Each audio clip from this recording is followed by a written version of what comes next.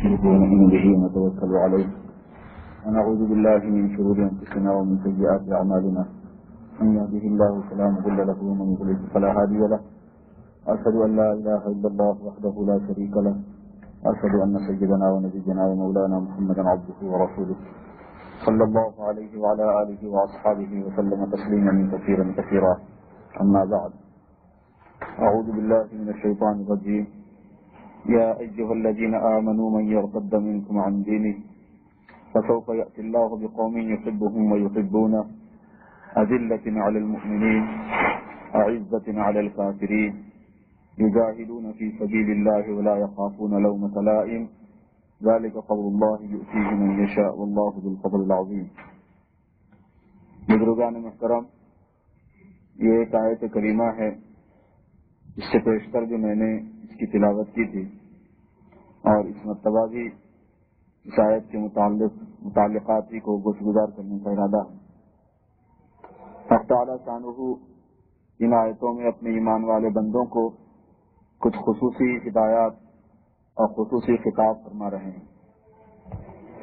اللہ یہ چاہتے ہیں کہ بندے مجھ سے جڑے ہوئے رہیں، ان کی حرکتیں ایسی نہ ہوں، ان کے کام ایسے نہ ہوں جس کی وجہ سے وہ اللہ سے کٹیں، اور اللہ سے کٹنے کا وبال صرف انسان کو خود کو پہنچتا ہے، اس کا نقصان اللہ کو یا اللہ کے نبی کو یا اللہ کے دین کو نہیں ہوتا.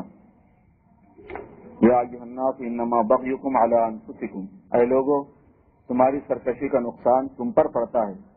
متاع الحیات الدنیا، یہ دنیا کا چند روزہ سامان ہے جس کی وجہ سے تم سرکشی پر آتے ہو، اور اللہ تبارک و تعالیٰ کے پاس جو کچھ ہے وہ بہترین ہے.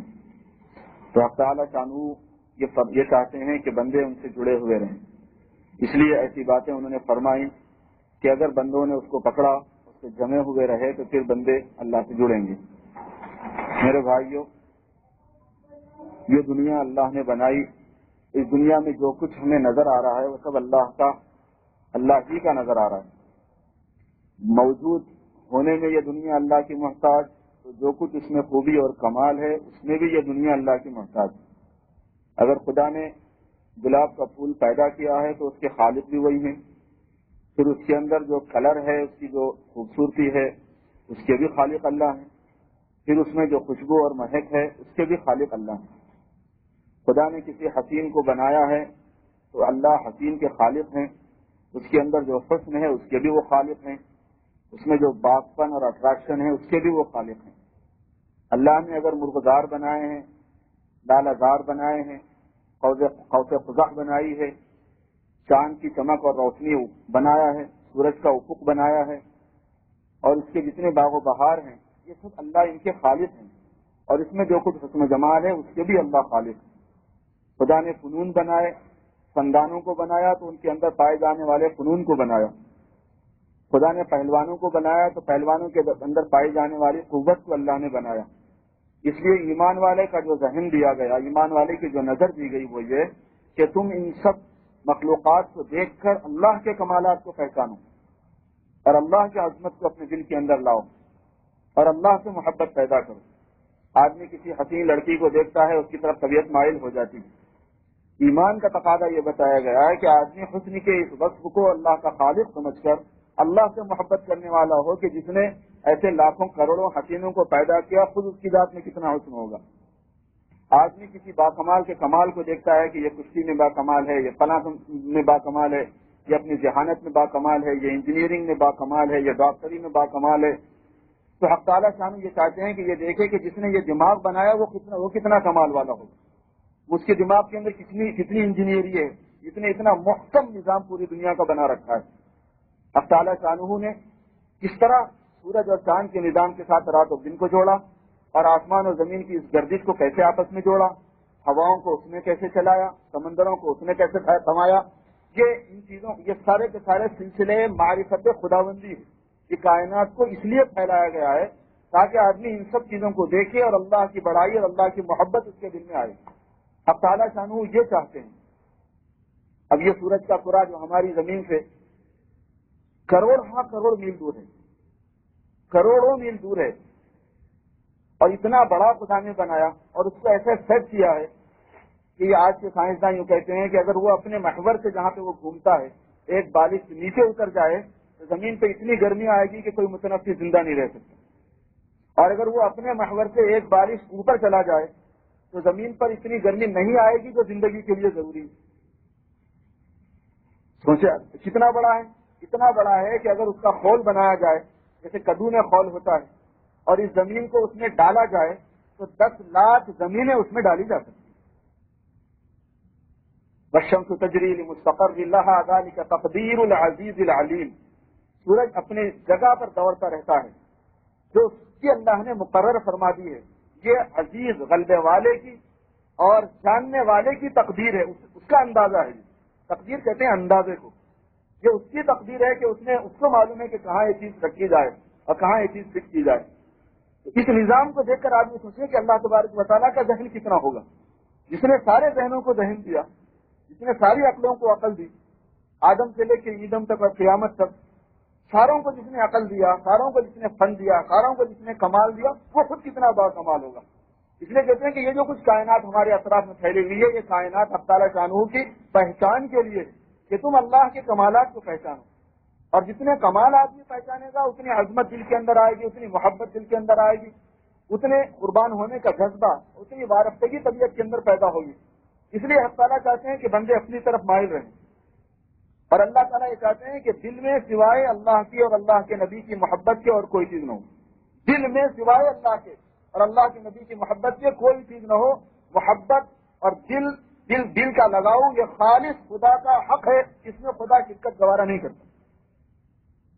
دنیا آپ کے ہاتھوں میں کھیلے، کاروبار کے اندر آپ ایک سے ایک ترقی کریں، پوری دنیا پر آپ حکمرانی کریں اور دنیا آپ کی خدمت میں ہو، دنیا نہیں پوری کائنات آپ کی خدمت میں ہو، لیکن دل کو ہونا چاہیے صرف اللہ کی یاد، اور دل میں ہونا چاہیے صرف اللہ کی محبت، اور اس چیز کی محبت جو اللہ سے تعلق رکھتی ہے، محض اللہ کی نسبت پر محبت، یہ اللہ تعالیٰ کو گوارا ہے۔ اللہ والوں سے محبت کرو، اہل اللہ سے، کیوں؟ اس واسطے کہ وہ اللہ والے ہیں۔ قرآن سے محبت کرو، کیوں؟ اس واسطے کہ وہ اللہ کا کلام ہے۔ مسجد سے محبت کرو، کیوں؟ اس واسطے کہ وہ اللہ کی عبادت کی جگہ ہے۔ بیت اللہ سے محبت کرو، اس لیے کہ وہ اللہ کا گھر ہے۔ تو جتنی نسبتیں آپ دیکھیں گے جو اللہ کی طرف ہیں، ان سے تو محبت کا حکم ہے، اور اسی لیے حضور پاک صلی اللہ علیہ وسلم دعا فرمایا کرتے تھے کہ اللہم اجعل حبک احب الاشیاء الیک، اور اس کے بعد فرمایا کرتے تھے کہ وحب من یحبک،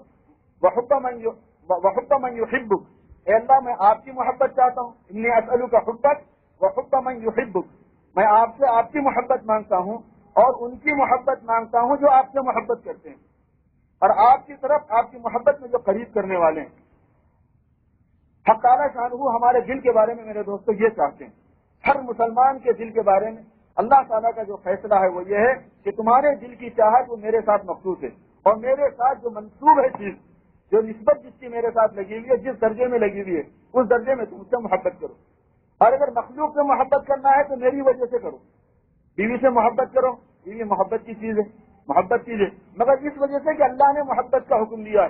اگر اللہ یوں کہیں کہ اس سے محبت نہیں کرنا ہے تو اس سے محبت نہیں کرنا ہے، اللہ کہیں اس کو چھوڑ دو تو چھوڑ دینا ہے، اللہ کہیں اس سے دور ہو جاؤ تو دور ہو جانا ہے۔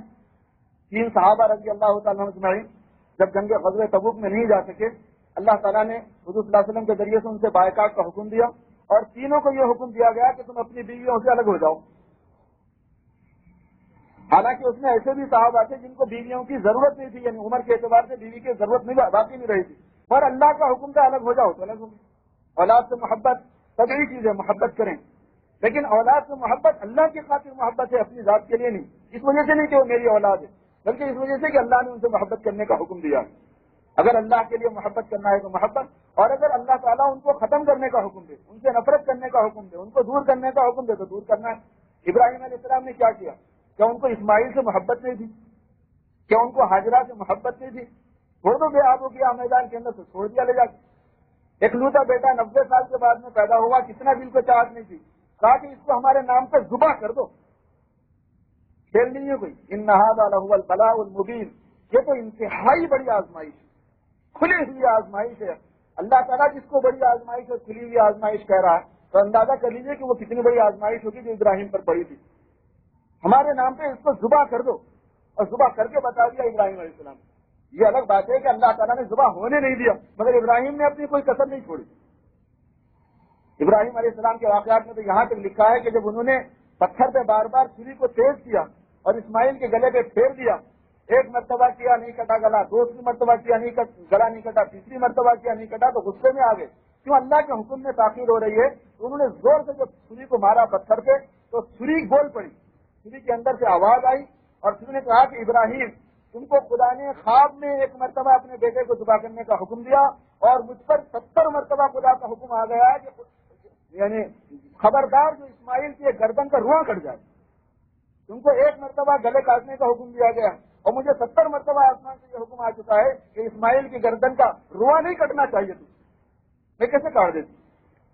تو یہ حق تعالیٰ چاہتے ہیں کہ اگر اولاد سے محبت کرنا ہے تو میرے لیے کرو، تو جو اولاد سے محبت اللہ کے لیے کرے گا اولاد کو اللہ کے موافق تربیت کرے گا، اولاد کو اللہ کی مرضی کے موافق کھلائے گا، اولاد کو اللہ کی مرضی کے موافق پہنائے گا۔ اگر خدا راضی ہے تو ٹھیک ہے، نہیں تو کچھ۔ کتنی مرتبہ ایسا نہیں ہوا؟ صدیق اکبر کے ساتھ ہوا، عمر فاروق کے ساتھ ہوا اور دوسروں کے ساتھ میں ہوا۔ میدان جنگ میں ایک طرف باپ ہے تو ایک طرف بیٹا ہے، جنگ میں آگے بیٹے جب بعد میں مسلمان ہو گئے تو انہوں نے کہا صدیق اکبر سے کہ بابا جان ایک مرتبہ میدان جنگ میں آپ میری تلوار کی زد میں آ گئے تھے، میں چاہتا تو آپ کو ختم کر دیتا مگر مجھے آپ کا باپ ہونا یاد آ گیا تو میری تلوار رک گئی۔ صدیق اکبر نے فرمایا کہ بیٹے اگر اس وقت تو میری تلوار کی زد میں آتا تو بخشا نہ جاتا، کیونکہ اللہ کے لیے لڑائی تھی۔ تو اس سے ہم سمجھیں کہ قرآن کا ذہن، قرآن کون سا ذہن دیتا ہے ایک مسلمان کو؟ حضور پاک صلی اللہ علیہ وسلم کیا ذہن دیتے ہیں ایک مسلمان کو؟ بیوی سے محبت اللہ کے لیے، اب اس کو جو ٹریٹ کرنا ہے وہ اللہ کی بنیاد پر کرنا ہے، وہی کام اس کے ساتھ میں کیا جائے گا، وہی برتاؤ اس کے ساتھ میں کیا جائے گا، وہی رعایت اس کے ساتھ کی جائے گی، وہی نرمی اس کے ساتھ کی جائے گی، وہی سختی اور گرمی اس کے ساتھ کی جائے گی جو اللہ کو راضی کرنے والی ہے۔ کاروبار سے لگاؤ اللہ کے لیے رکھنا ہے، دنیا سے لگاؤ اللہ کے لیے رکھنا ہے۔ اب بولیں گے کہ دنیا سے بھی اللہ کے لیے لگاؤ ہوتا ہے، ہاں دنیا سے اللہ کے لیے لگاؤ ہوتا ہے۔ خواجہ عبید اللہ احرار جس وقت پہنچے ہیں حضرت شیخ شہاب الدین نقشبندی اور حضرت شیخ بہاؤالدین نقشبندی رحمۃ اللہ علیہ کے پاس، یہ بہت غیر معمولی یعنی وہ رہتے تھے، ناز و نعم کے ساتھ رہتے تھے، اچھا کھاتے تھے، اچھا پہنتے تھے بہت، اور دنیا بہت تھی ان کے پاس میں۔ حضرت خواجہ عبید اللہ کا قصہ ہے یا حضرت ملا جامی رحمۃ اللہ علیہ کا قصہ ہے۔ جب وہ پہنچے دیکھا کہ صاحب دنیا بھری پڑی ہے یہاں پہ، وہ واپس آ گئے۔ وہ گئے تو ان کے ارادت کے مرید ہونے کے لیے، اصلاح لینے کے لیے، اللہ کا تعلق سیکھنے کے لیے۔ جب دیکھا کہ وہاں تو دنیا بھری ہوئی ہے تو واپس آ گئے۔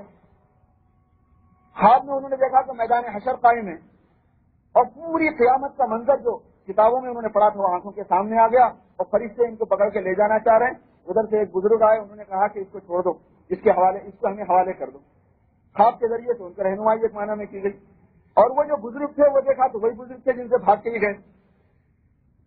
جو آنکھ ان کی کھلی تو انہوں نے سوچا کہ یہ کیا ہوا، میں تو ان کو برا سمجھ رہا تھا، ان کا بھی اتنا بڑا مقام مجھے دکھایا گیا۔